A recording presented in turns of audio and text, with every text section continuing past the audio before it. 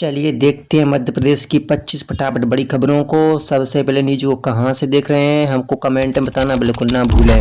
साथ ही साथ हमारे यूट्यूब चैनल को सब्सक्राइब करें एंड बेल आइकन को ऑल प्रेस करना बिल्कुल ना भूलें। दतिया में डिजिटल जनगणना की तैयारी, हर घर बनेगा ऑनलाइन रिकॉर्ड। मध्य प्रदेश के दतिया जिले में डिजिटल जनगणना की तैयारी तेज हो गई है। शहर की तंग गलियों से लेकर गांव की पगडंडियों तक हर घर की दीवार और दरवाजे पर अलग अलग रंगों से नंबर अंकित किए जा रहे हैं। ये संकेत है कि 2027 में होने वाली जनगणना पूरी तरह से डिजिटल होगी। अब डेटा केवल कागज पर नहीं बल्कि मोबाइल और ऐप के माध्यम से ऑनलाइन दर्ज किया जाएगा। अब निजी अस्पतालों को भी सड़क हादसे के घायलों को देना होगा कैशलेस इलाज। सड़क परिवहन व राजमार्ग मंत्रालय ने सड़क दुर्घटना पीड़ितों के लिए कैशलेस उपचार योजना 2025 लागू कर दी। अब निजी अस्पतालों को भी इस योजना का पालन करना अनिवार्य होगा। इसके तहत मोटर वाहन दुर्घटना के पीड़ितों को दुर्घटना की तारीख से 7 दिन के भीतर प्रति व्यक्ति 1.5 लाख रुपए तक का कैशलेस इलाज दिया जाएगा। ये कदम दुर्घटना पीड़ितों को आर्थिक राहत देने और तत्काल चिकित्सा सुविधा सुनिश्चित करने के लिए उठाया गया है। ग्वालियर रेलवे स्टेशन को मिलेगा एयरपोर्ट जैसा लुक, सुरक्षा के लिए आरपीएफ ने बड़े शहरों से डेटा जुटाया। ग्वालियर रेलवे स्टेशन अब आधुनिकतम स्टेशन में शामिल होने जा रहा है। स्टेशन को एयरपोर्ट जैसा लुक देने के साथ यात्रियों के लिए विश्व स्तरीय सुविधाएं उपलब्ध कराई जाएंगी। सुरक्षा के लिहाज से आरपीएफ ने 6 बड़े शहरों भोपाल, इंदौर, जबलपुर, उज्जैन, दिल्ली, हैदराबाद, बेंगलुरु से रेलवे में सक्रिय अपराधियों का डेटा मंगाया। ये data RPF security management system में अपलोड किया जाएगा। एमपी के रेल यात्रियों के लिए राहत, झांसी से निजामुद्दीन 9 मार्च तक विशेष ट्रेन चलेगी। होली के त्योहार को देखते हुए मध्य प्रदेश के यात्रियों के लिए विशेष इंतजाम किए गए हैं। वीरांगना लक्ष्मीबाई ट्रेन झांसी से निजामुद्दीन के बीच 9 मार्च तक अनारक्षित विशेष गाड़ी के रूप में चलेगी। इसमें 18 साधारण और 2 SLR कोच शामिल हैं। कुल 20 ICF कोच होंगे। ट्रेन क्रमांक 01-823 झांसी स्टेशन से दोपहर 3:45 बजे रवाना होगी और दतिया डबरा होते हुए शाम 5:20 पर ग्वालियर पहुंचेगी। एमपी में नर्सिंग छात्रों को राहत, 25+ कॉलेजेस को DAVV से संबद्ध करने की प्रक्रिया शुरू। मध्य प्रदेश में 2026-27 सत्र से इंदौर, धार, झाबुआ के 25 से अधिक नर्सिंग कॉलेज देवी अहिल्या विश्वविद्यालय से संबद्ध होंगे। इससे हजारों विद्यार्थियों को राहत मिलने की उम्मीद है। पिछले वर्षों में परीक्षा और रिजल्ट में देरी के कारण छात्रों को पढ़ाई और नौकरी के अवसरों में परेशानी होती थी। उच्च शिक्षा विभाग और MP नर्सिंग रजिस्ट्रेशन काउंसिल के निर्देश पर कॉलेजेस को 10 मार्च तक आवेदन करना होगा। DAVV में BA LLB first semester result रोका, पास प्रतिशत कम। देवी अहिल्या विश्वविद्यालय में BA LLB फर्स्ट सेमेस्टर का रिजल्ट तैयार होने के बावजूद जारी नहीं किया गया।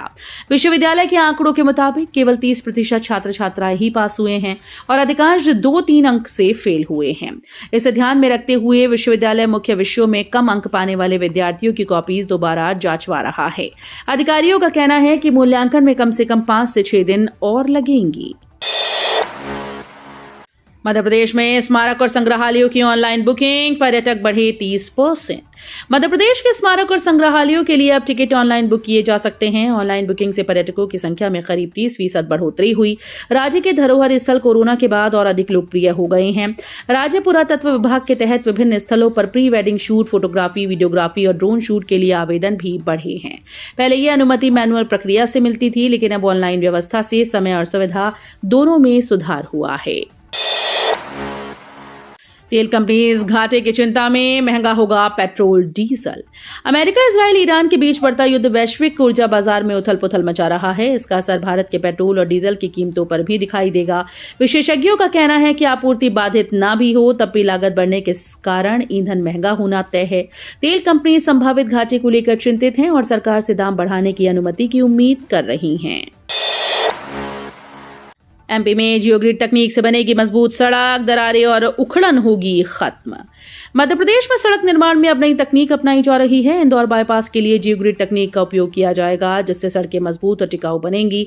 सांसद शंकर लालवानी ने बताया कि इस परियोजना के लिए केंद्रीय सड़क मंत्रालय से 100 करोड़ रुपए की मंजूरी मिल गई है। जियोग्रिड तकनीक से बनने वाली सड़क में अब दरारें नहीं आएंगी और उखड़ने की समस्या खत्म हो जाएगी। एमपी में 3 लाख से अधिक फर्जी खातों की जांच, जल्द होगी बड़े पैमाने पर गिरफ्तारी। मध्य प्रदेश में राज्य साइबर सेल ने फर्जी खातों के खिलाफ बड़ी कार्रवाई की तैयारी शुरू कर दी है। प्रदेश में करीब 3.5 लाख फर्जी यानी म्यूल बैंक खाते सक्रिय पाए गए हैं। साइबर सेल ने इन खातों की पूरी कुंडली तैयार कर ली। अब जिला पुलिस ने इन खाता धारकों की जानकारी जुटानी शुरू कर दी। इसके साथ एक सूची राज्य साइबर सेल को सौंपी जाएगी। योजना की है कि दबिश देकर एक साथ पूरे प्रदेश में इन फर्जी खाता धारकों को गिरफ्तार किया जाएगा ताकि बैंकिंग धोखाधड़ी पर प्रभावी रोक लगाई जा सके। इंदौर में अवैध निर्माण पर भाजपा विधायक नाराज, बड़ा आंदोलन करने की दी चेतावनी। मध्य प्रदेश के इंदौर विधानसभा क्रमांक 5 में अवैध निर्माण और कथित अनैतिक गतिविधियों को लेकर विवाद बढ़ गया है। भाजपा विधायक महेंद्र हार्डिया ने नगर निगम अधिकारियों की कार्यप्रणाली पर नाराजगी जताई। उन्होंने चेतावनी दी कि यदि जल्द कार्रवाई न हुई तो वे स्थानीय पार्षदों और रहवासियों के साथ बड़ा विरोध प्रदर्शन करेंगे। भाजपा का कहना है कि कई कॉलोनीज में नियम विरुद्ध हॉस्टल और होटल संचालित हो रही हैं, जहां अनैतिक गतिविधियों की शिकायतें मिल रही हैं। मध्य प्रदेश में 22 लाख युवा पंजीकृत, युवा संगम में 2.35 लाख आवेदन, सिर्फ 90,000 को रोजगार। मध्य प्रदेश में रोजगार पंजीयन पोर्टल पर 22,51,167 युवा पंजीकृत हैं। हाल ही में प्रदेश भर में आयोजित युवा संगम कार्यक्रमों में 2.35 लाख युवाओं ने आवेदन किया, लेकिन केवल 90,000 को ही रोजगार मिल पाया है। राज्य सरकार कौशल विकास और निजी क्षेत्र में अवसर बढ़ाने का दावा कर रही है, लेकिन विधानसभा के बजट सत्र में बेरोजगारी का मुद्दा गंभीर रूप से उठाया गया। जिला उपभोक्ता आयोगों में अधीक्षकों की कमी, चंबल अंचल सबसे ज्यादा प्रभावित। उत्तर प्रदेश के जिला उपभोक्ता विवाद निवारण आयोग अध्यक्षों की कमी से जूझ रहे हैं। प्रदेश के 25 आयोगों में से 7 जिलों में अध्यक्ष पद रिक्त हैं। कई जिलों में एक ही अध्यक्ष को अतिरिक्त प्रभार संभालना पड़ रहा है, जिससे मामलों की सुनवाई प्रभावित हो रही है और लंबित प्रकरण बढ़ रहे हैं। चंबल अंचल के भिंड, मुरैना, श्योपुर जिले सबसे ज्यादा प्रभावित हैं। बुंदेलखंड के छतरपुर जिले में भी अध्यक्ष का पद खाली है। देवास के नांदला में 11 केवी लाइन शॉर्ट सर्किट से 30 बीघा गेहूं जलकर राख, 6 किसानों को लाखों का नुकसान। देवास जिले के ग्राम नांदला में बुधवार दोपहर 11 केवी विद्युत लाइन में शॉर्ट सर्किट के कारण आग लग गई। यह आग तेजी से 30 बीघा से अधिक गेहूं के खेतों में फैल गई। शिव मंडोई, मुकेश राठौर, राय सिंह धनगर, महेश राठौर, रईस खान सहित 6 किसानों की तैयार फसल पूरी तरह से जलकर राख हो गई। सेना प्रमुख ने एमपी के मिलिट्री कॉलेज का दौरा कर लिया, युद्ध तैयारियों का जायजा।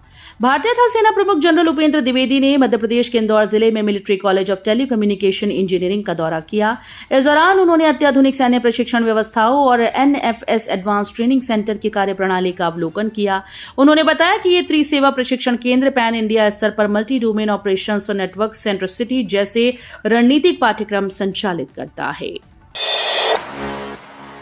एमपी के आदिवासी क्षेत्रों में 89 विकासखंडों के लिए सिंचाई परियोजनाओं की 3 साल की कार्य योजना तैयार। डॉक्टर मोहन यादव सरकार आदिवासी क्षेत्रों में समग्र विकास को बढ़ावा देने के लिए काम कर रही है। शिक्षा, स्वास्थ्य, सिंचाई और रोजगार पर विशेष फोकस किया जाएगा। इसी क्रम में जल संसाधन विभाग ने 89 आदिवासी विकासखंडों में सिंचाई परियोजनाओं के लिए अगले 3 साल की कार्य योजना तैयार करने के निर्देश जारी किए। अलीराजपुर, डिंडोरी, अनूपपुर, बैतूल, धार, बालाघाट, बड़वानी, मंडला, खरगोन, छिंदवाड़ा, शहडोल सहित सभी प्रमुख जिलों के विकासखंड शामिल हैं। शिवराज सिंह चौहान शुरू करेंगे मामा कोचिंग, प्रतियोगी परीक्षाओं की निःशुल्क तैयारी। केंद्रीय मंत्री और मध्य प्रदेश के पूर्व सीएम शिवराज सिंह चौहान अपने जन्मदिन 5 मार्च को मामा कोचिंग का शुभारंभ करेंगे। विदिशा संसदीय क्षेत्र के गरीब छात्रों को यहां प्रतियोगी परीक्षाओं की निःशुल्क कोचिंग दी जाएगी। इसके अलावा शिवराज सिंह चौहान ने अपने माता पिता की स्मृति में प्रेम सुंदर प्रतिभा सम्मान की योजना शुरू की। इसमें 10वीं और 12वीं के टॉपर्स को 21,000 से 51,000 रुपए तक का सम्मान राशि प्रदान की जाएगी। मार्च के आखिरी सप्ताह में निगम का बजट, टैक्स दरें स्थिर रहेंगी। नगर निगम वित्तीय वर्ष 2026-27 के लिए बजट मार्च के अंतिम सप्ताह में पेश करेगा। होली के बाद महापौर परिषद की बैठक में बजट राशि और अनुदान पर चर्चा शुरू होगी। सभी मुद्दों पर सहमति बनने के बाद ये अंतिम बजट नगर परिषद की बैठक में प्रस्तुत किया जाएगा। अधिकारियों ने स्पष्ट किया है कि इस वर्ष नगर निगम किसी भी तरह के टैक्स दर में बदलाव नहीं करेगा, यानी नागरिकों को वित्तीय वर्ष में टैक्स बढ़ोतरी की चिंता नहीं रहेगी। भाजपा कार्यकारिणी विवाद, कार्यालय मंत्री को सोशल मीडिया पोस्ट पर नोटिस। मध्य प्रदेश के सागर में भाजपा की नई जिला कार्यकारिणी घोषित होते ही विवाद खड़ा हो गया। जिला कार्यालय मंत्री देवेंद्र कटारे ने सोशल मीडिया पर नाराजगी जताते हुए पार्टी के खिलाफ पोस्ट किया, जिसमें उन्होंने चापलूसों की जीत होने का जिक्र किया। पार्टी ने इसकी कड़ी निंदा की और कटारे को नोटिस जारी कर 1 हफ्ते में स्पष्टीकरण देने को कहा।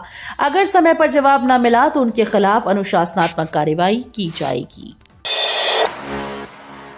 एसआई नियुक्ति अवहेलना पर हाईकोर्ट सख्त, एडीजीपी को मिला अवमानना नोटिस। मध्य प्रदेश हाईकोर्ट की ग्वालियर खंडपीठ ने सब इंस्पेक्टर पद पर नियुक्ति न देने के मामले में सख्त रुख अपनाया। कोर्ट ने एडीजीपी पुलिस मुख्यालय भोपाल गोपाल सिंह धाकड़ को अवमानना नोटिस जारी कर दिया है। कोर्ट ने पूछा कि आखिर क्यों उनके खिलाफ न्यायालय की अवमानना कार्रवाई न की जाए। इस मामले की अगली सुनवाई 17 मार्च को होगी। हाईकोर्ट की यह कार्रवाई पुलिस प्रशासन को नियुक्ति नियमों का पालन सुनिश्चित करने के लिए चेतावनी स्वरूप है।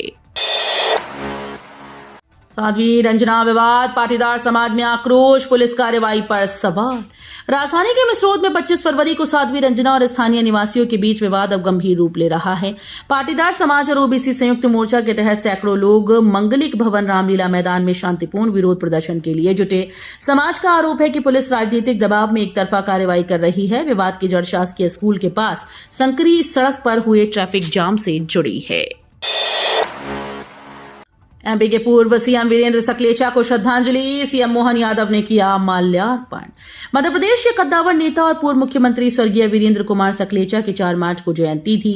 राजधानी भोपाल में विधानसभा के सेंट्रल हॉल में उनके सम्मान में पुष्पांजलि कार्यक्रम आयोजित किया गया। इस अवसर पर मुख्यमंत्री मोहन यादव भी मौजूद रहे। उन्होंने सकलेचा के चित्र पर माल्यार्पण कर उन्हें भावभीनी श्रद्धांजलि अर्पित की। कार्यक्रम में उनके राजनीतिक और सामाजिक योगदान को याद किया गया। एमपी में प्राइवेट स्कूल्स में महंगी किताबों का बोझ, 5वीं तक एनसीईआरटी को किया बाहर। मध्य प्रदेश में प्राइवेट स्कूल ने 5वीं तक की कक्षाओं में एनसीईआरटी की किताबों को हटाकर महंगी निजी किताबें लागू कर दी। अब नर्सरी से प्राइमरी तक के छात्र 600 रुपए तक की किताबों से पढ़ाई करेंगे। राजधानी के करीब 40,000 प्राइवेट स्कूल्स में यह बदलाव लागू हुआ। शिक्षा विभाग की निगरानी के बावजूद नियमों की अनदेखी की जा रही है। इस कदम से बच्चों और अभिभावकों पर आर्थिक बोझ बढ़ा है। एमपी में भीषण सड़क हादसा, कार से टकराई बाइक, 2 सगे भाइयों की मौत। मध्य प्रदेश के आगरमालवा जिले में इंदौर कोटा नेशनल हाईवे पर होली की छुट्टी पर एक दर्दनाक सड़क हादसा हुआ। बाइक पर सवार 3 युवक, जिसमें 2 सगे भाई थे, सामने से आ रही कार से टक्कर हो गई। हादसे में दोनों भाइयों की मौके पर ही मौत हो गई और उनका दोस्त गंभीर रूप से घायल हुआ। पुलिस ने आरोपी वाहन को जब्त कर लिया और घायल को जिला अस्पताल में भर्ती कराया गया है। खाड़ी देशों में रह रहे एमपी वासियों के लिए सीएम मोहन यादव का बड़ा फैसला। दिल्ली में 24/7 कंट्रोल रूम शुरू। मुख्यमंत्री डॉक्टर मोहन यादव ने खाड़ी देशों में रह रहे मध्य प्रदेश के नागरिकों की सुरक्षा और सहायता के लिए दिल्ली में 24/7 कंट्रोल रूम स्थापित किया है। अप्रत्याशित अंतर्राष्ट्रीय परिस्थितियों के मद्देनजर ये पहल की गई। ये कंट्रोल रूम आपातकालीन सहायता प्रदान करेगा और विदेश मंत्रालय से समन्वय स्थापित करेगा। सरकार ने संपर्क विवरण भी जारी कर दिए हैं, जिससे विदेशों में रह रहे लोगों को मानसिक राहत मिलेगी। वीडियो अच्छी लगी तो वीडियो करिए लाइक एंड चैनल को सब्सक्राइब कर बेल आइकन को और प्रेस कर लीजिएगा।